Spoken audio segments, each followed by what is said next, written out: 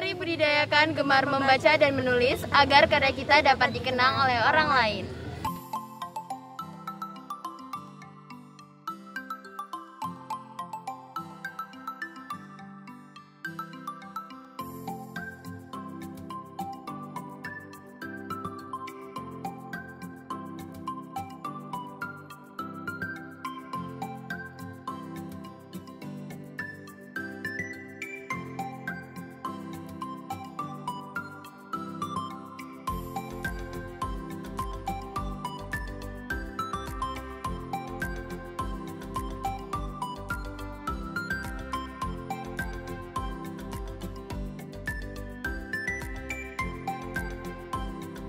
Sebelum dilanjut, subscribe dulu ya, dan jangan lupa like and share.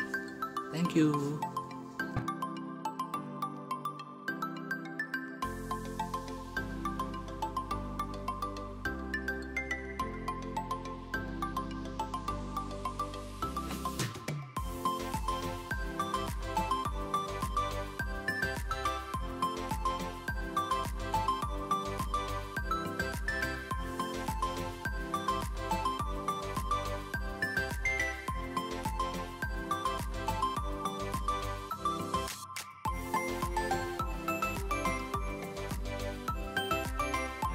Teman-teman guru, teman-teman karyawan sekolah, dan juga anak-anak kita menulis. Dengan menulis kita akan menjadi orang yang bermartabat, orang yang sukses, orang yang memiliki karakter. Terima kasih. Itu Yang mana Bu? Ini? Oh ini. Wah, ini. Oh, Itu ini karya terbaik dari Balai Pustaka tahun 2018. Oh gitu. Sepanjang tahun 18-19 ini terjual 3.000 eksemplar. Wih, mantap, mantap. Wah, ini 2.500 eksemplar. Keren-keren Bu. Jadi tadi itu ada di SMP 3. Ini sampai Malaysia yang 3 ini. Iya, iya, iya, iya. B2B. Ikatan Bidik.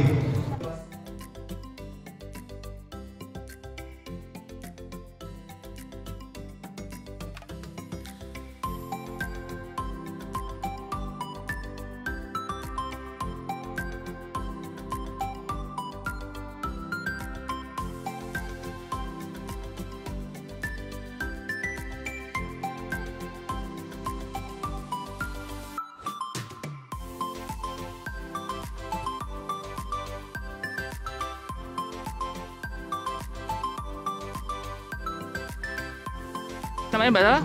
Milo Cantika Najla. Oke, Mbak Niluh, kelas berapa, umur berapa? Sekarang kelas 8, umur masih 13 tahun, tahun 14. Oke, Mbak tadi nulis buku apa Mbak judulnya? Kacau karena halu. Kacau karena Halo. Iya. Oke, Mbak itu isinya apa sih?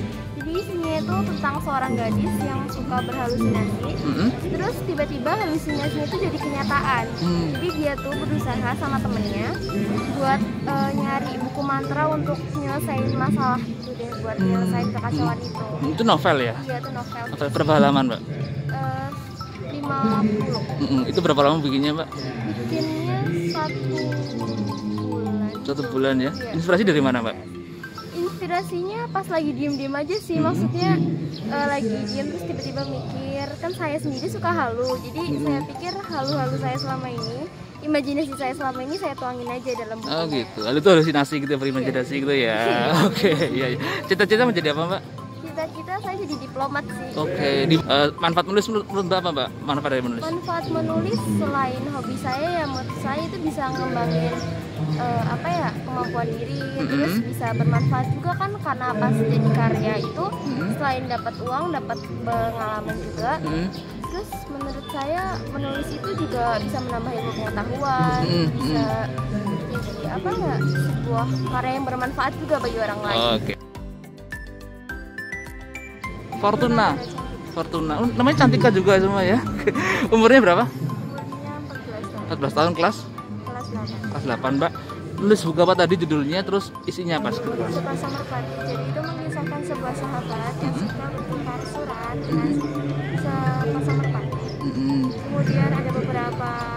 berpetualangan dan akhirnya mereka setelah berpisah mereka dipersatukan kembali oleh Oh gitu, jadi lewat merpati itu mempertemukan mereka gitu ya. Itu surat-suratannya. Oke. Itu novel ya mbak?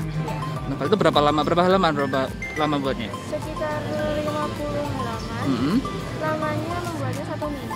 1 minggu ya, keren banget.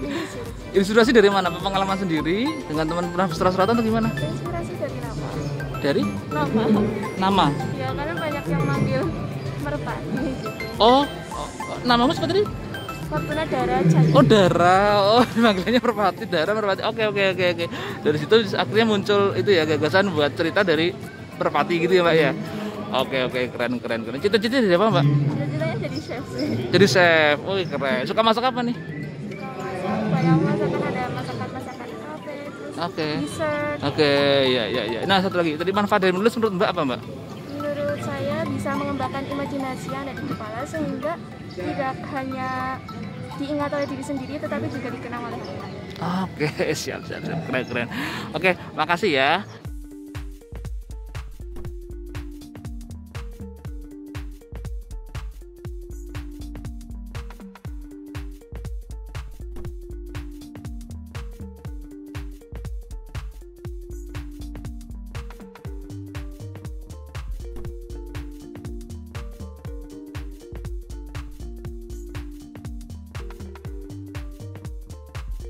Kampung halaman kita tuh ditulis oleh kita sendiri.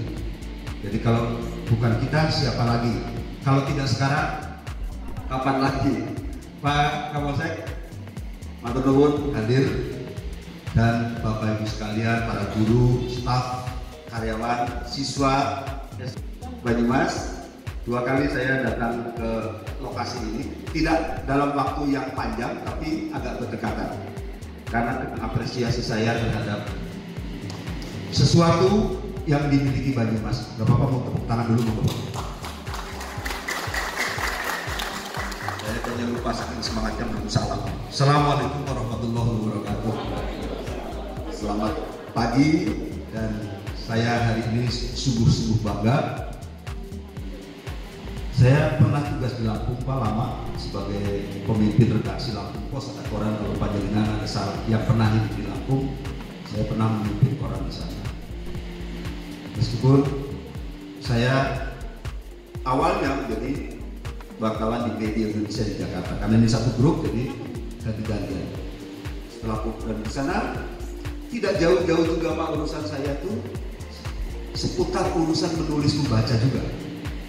Ini saya mau cerita saja, nanti saya di Lampung Bapak Ibu sekalian, nanti mudah-mudahan masih banyak yang menerbitkan pertama aksara dan bahasa Lampung di Lampung Pas setiap minggu sekali. Di kantor kami menyelenggarakan diskusi-diskusi tentang budaya dan sastra Lampung.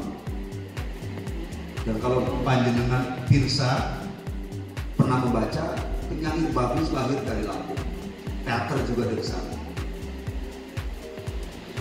Orang melihat orang Lampung, maaf waktu itu agak kurang percaya diri pada budayanya sendiri, apalagi ada stigma orang Lampung itu orang keras. Justru saya bilang Lampung itu punya tradisi aksara sendiri. Tidak banyak di Indonesia itu yang punya sistem aksara sendiri Pak. Jawa, Bali, mana lagi? Batak, Lampung. Nggak bisa Lampung itu hidup sendirian. Fakta sejarah mengatakan di kota ini, provinsi ini dibangun oleh bermacam-macam etnis.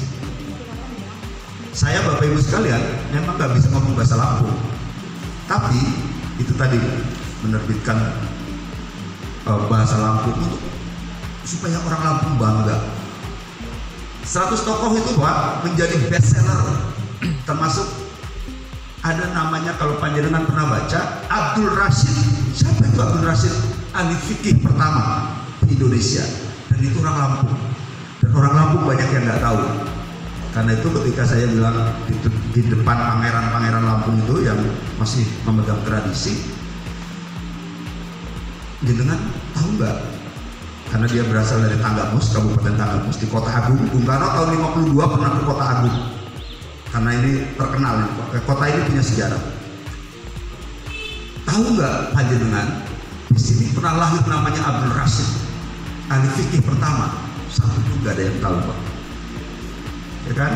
Jadi panjenengan nggak bisa tuh ngomong hanya orang Lampung yang berjaya. Saya orang Jawa dia. Ini yang menggerakkan nulis 100 tokoh ternama Lampung, dan sekarang waktu itu tahun 2008 menjadi buku terlaris di Gramedia Lampung. Konteksnya apa nih? Apalagi sekarang saya pulang kampung. Pastilah saya mendukung apa yang dilakukan Ibu Ira. Saya surprise, bangga, dan saya pasti pengen kesini lagi. Karena itu ketika bertemu peluncuran buku Mas Nasirun, saya yang menawarkan diri. Saya hadir ya, saya nggak diundang kok. Saya hadir ya, karena memang kalau undang biasanya protokoler Pak Camat pasti paham. Harus ke komisi dulu, ke fraksi dulu, nanti pendampingnya siapa yang nggak usah pakai pendamping, saya datang aja sendiri sama anak saya biar belajar tentang Banyumas.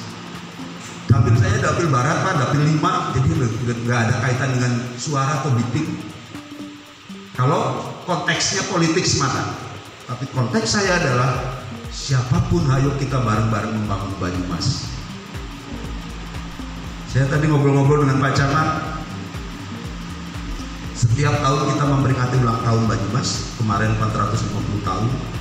Tapi seremoni gampang, saya lupa ngomong sama Pak Bupati, apa baru muncul idenya. Tapi tradisi literasi membaca dan menulis itulah menurut saya yang harus menjadi kebanggaan. Salah satunya Babat Banyumas, baik yang prosa maupun puisi, menurut saya itu harus jadi penggerak kita menulis. Karena itu kapan Bu Endah, komunitas, ayo kita kalau ada komunitasnya dirikan komunitas guru menulis, siswa menulis. Udah, oke. Ya, saya punya teman baik Ibu Reri Murdiat yang wakil ketua MPR, karena dapilnya dia di Jepara, tapi sebagai orang Banyumas dia punya otoritas untuk mengembangkan daerah manapun termasuk Banyumas. Jadi politik juga salah satunya jaringan itu. Politik harus dimanfaatkan untuk kepentingan orang banyak. Kalau politik urusannya mencari suara, mencari kekuasaan, saya tidak tertarik kalau soal itu. Karena itu harus diisi. Ayo Banyumas kita isi dengan yang kayak gini-gini nih. Sejauh masih ada tradisi menulis dan membaca, saya itu harapan dari situ. Saya mau cerita, Bu Endah atau Bapak Guru pasti sudah sangat paham. Ketika Jepang kalah perang,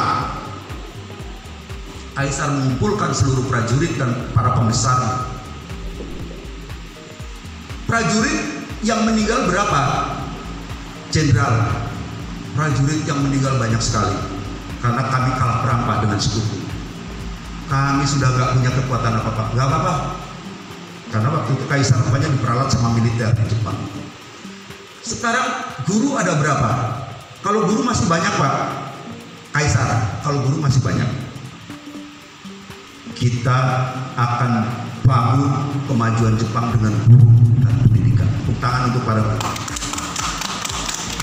Makanya kalau panjenengan ke Jepang, ada orang terbunuh sangat sepuh dan orang hormat sehormat-hormatnya, umumnya itu guru yang dihormati oleh siapapun dan oleh orang yang sudah mencapai taraf sosial setinggi apapun. Pasti guru yang restorasi Meiji itu gerakan membaca dan menulis dan menerjemahkan seluruh karya asli dalam bahasa Jepang. Itulah kenapa Pak Camat, Bu Endah, Pak Kapolres, Jepang menjadi bangsa yang membaca luar biasa. Saya sudah 2 kali ke Jepang, sama juga 2 kali ke Cina. Di Shinkansen itu, kereta cepat itu nggak ada orang nggak membaca itu Pak. Nggak ada orang yang gosip, setahu saya itu membaca. Jadi wajarlah kalau orang Jepang memang maju. Saya belum kuliah, saya sudah mengumpulkan buku, dan ya mungkin harta saya cuma buku. Nggak apa-apa. Di Jakarta sini saya boyong, saya akan mendirikan perpustakaan. Terlebih lagi Bu Endah, di era medsos ini yang beringasnya luar biasa. Kalau dengan baca Twitter, itu perang pendapat, perang opini, perang kata-kata itu luar biasa. Karena itulah ada survei mengatakan orang Asia Tenggara, netizen Indonesia itu paling brutal, paling kasar. Kita yang disebut bangsa yang sopan santun, begitu di media sosial berubah jadi yang paling ganas di Asia Tenggara. Jadi saya kira Bu Ira, saya sekali lagi mengapresiasi, dan ini menjadi kanal untuk mencegah hal-hal yang negatif dari media sosial. Kembali kita menulis. Beberapa hari lalu saya diminta training jurnalistik oleh SMA Al-Irsyad. Saya katakan jurnalistik tidak hanya sekedar menulis, tapi setiap informasi itu punya kelayakannya. Kalau harus verifikasi, harus wawancara orang, tidak bisa mengarang-arang. Jurnalistik itu soal kebenaran. Karena itulah di dalam jurnalistik fakta adalah suci. Berlapis-lapislah kerjanya. Ada rapat pagi proyeksi, ada rapat budget, ada checking, ada koordinasi, ada penentuan halaman, ada penentuan berita layak apa tidak. Ada reporter, ada asisten redaktur, ada asisten redaktur eksekutif.